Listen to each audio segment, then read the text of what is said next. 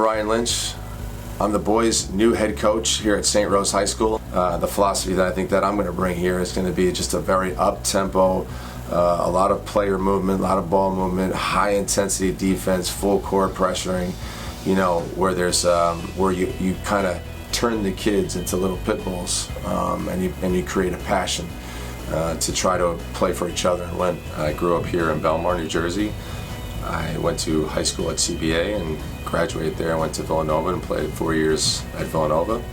I had the dream of playing in the NBA, but I fell short of that. You know, it was either to try to go to Wall Street and become some finance guy, a stock guy, or follow the dream over to Europe and play basketball. And at 22, came out single, didn't have a lot of attachments. I was just like, you know what? Someone wants to pay me money to play basketball. What I love to do, I'm going to do it. So I left.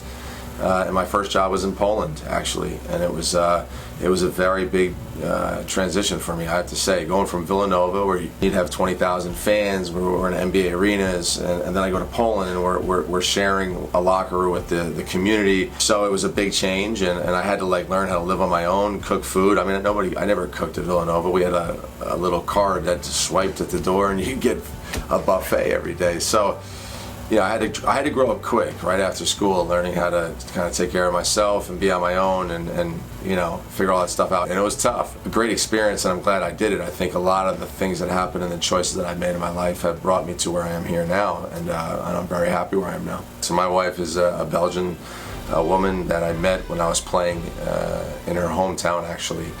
And she's a well-known tennis player who was injured at the time and was coming to the games because there was not much to do in her hometown. We had the pro team there, and I met her through my basketball. Just luckily that she was injured at the time and I met her, because if she had been traveling playing tennis, I probably wouldn't have met her. Started my family. I have a daughter and 2 boys. Both the boys were fluent in Flemish, and then after 1 year in New Jersey, they only speak English now, so it's kind of amazing how fast they lost it. My daughter is still, she's 13, she's very fluent in Flemish, so that's not an issue. I miss having the Belgian frietjes. Now, frietjes are famous for their fries, and sometimes on a Sunday night we'd order a bunch of Belgian frietjes, and we'd sit out by the coffee table and we'd sit there on our knees and eat and watch a movie with the boys or something like that in those moments. So now it's New Jersey pizza. So we replaced the frietjes with the pizza, but so it works. Spent the last 9 years coaching professionally in and outside of Belgium, and I guess it's been 20 years now that I've been living overseas, and I got back last summer with the intention to come home, be close to my parents and my brothers again, and now have an opportunity to coach here at St. Rose High School, where this was my parish growing up as a kid. I got my first communion here.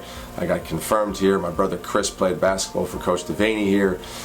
So there's some roots as well from my family and me here at St. Rose. I've done a lot of player development over the years. I've done a lot of coaching over the last several years at a much higher level. So my goal here is to help every kid. It's not to just come in here and win games. I want to help the program that will one day hopefully be really successful and win something special. The best players to me are the guys who can not only make a difference but make their teammates better. And a lot of times those guys, what makes them special is that they have a growth mindset. They're willing to be the first guy to be in the gym and put the extra work in.